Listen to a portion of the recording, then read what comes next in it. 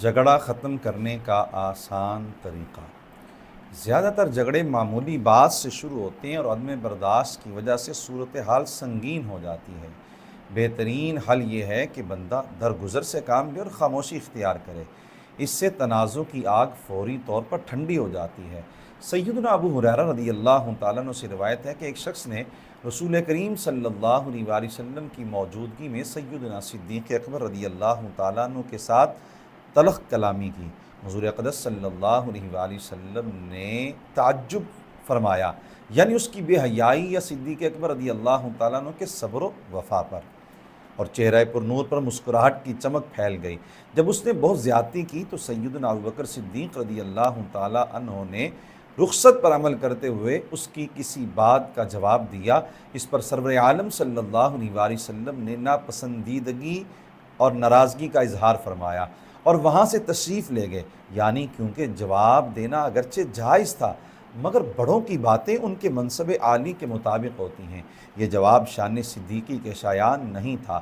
سیدنا صدیق اکبر رضی اللہ تعالیٰ عنہ یعنی معذرت کے لیے سرکار کونین صلی اللہ علیہ وآلہ وسلم کے پیچھے پہنچے اور عرض کی، یا رسول اللہ صلی اللہ علیہ وسلم، کان یشتمنی وانت جالس فلما رددت علیہ بعد قولہ غضبت وقمت۔ یا رسول اللہ صلی اللہ علیہ وسلم، وہ مجھے برا کہتا رہا اور آپ تشریف فرما رہے۔ جب میں نے اس کی کسی بات کا جواب دیا تو آپ ناراض ہو کر اٹھ گئے، یعنی اس میں کیا حکمت ہے؟ رسول اللہ صلی اللہ علیہ وآلہ وسلم نے فرمایا، انہ کان معک ملک یرد عنک فلما رددت علیہ بعد قولہ وقع الشیطان فلم اکن لاقعد مع الشیطان، یعنی تمہارے ساتھ ایک فرشتہ تھا جو تمہاری طرف سے اسے جواب دے رہا تھا، جب تم نے خود جواب دیا تو شیطان آ گیا، یعنی فرشتہ خاموش ہو گیا۔ پھر خدشہ تھا کہ تم شیطانی کارستانی کے نتیجے میں کوئی ناجائز بات کر بیٹھو، میں نے شیطان کے اثرات والی جگہ نہیں بیٹھنا تھا،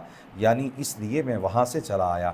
پھر رسول کریم صلی اللہ علیہ وآلہ وسلم نے ارشاد فرمایا، ابا بکر ثلاث کلہن حق، ابو بکر پیارے، تین باتیں برحق ہیں۔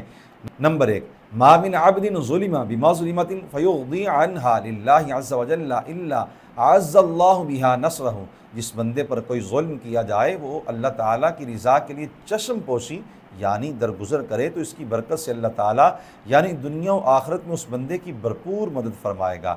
نمبر 2، وما فتح رجل باب عطیۃ یرید بہا صلۃ الا زادہ اللہ بہا کثرہ، جو مسلمان صلہ رحمی کے ارادے سے دینے کا دروازہ کھولے یعنی صلہ رحمی کرتے ہوئے کچھ دے تو اس کی برکت سے اللہ تعالیٰ اسے مزید یعنی ظاہری و معنوی برکت عطا فرماتا ہے۔